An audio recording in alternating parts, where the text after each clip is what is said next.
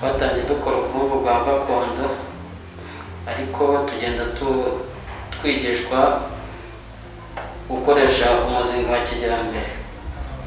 Ubwo rero icyiza cy'umuzinga wa kijyambere twaje kubona nk'umuzinga wa gakondo twawusaruragamo hagati y'ibiro 3 na 4 ku mwaka, ariko umuzinga wa kijyambere iyo wakoresheje neza tubonamo hagati y'ibiro 17 na 20 ku mwaka.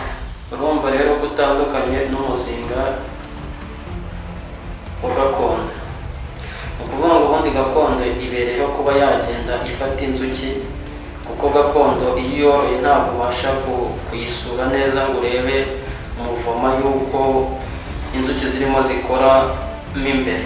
Ariko umuzinga wa kijyambere icyiza cyawo ubasha kugenda uwusura, inzuki zirimo ukazisura ukareba imikorere yazo. Hakabamo noneho n'ubundi buryo bwiza bwo kuzongera muri wa muzinga wa kijyambere kugira ngo zibe nyinshi. Iyo zirimo ari nyinshi nibwo zibasha gutanga umusaruro. Bitandukanye n'uko muri gakondo ntiwabona uko bikora.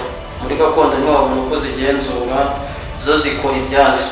Inshuro nyinshi iyo woroye gakondo y'inzuki zimaze kubamo nyinshi, zirangwa no kugenda zigumura zica, kuko ziba zabuze umwanya w'ubuhumekero uko zakora neza iyo zimaze kuba nyinshi.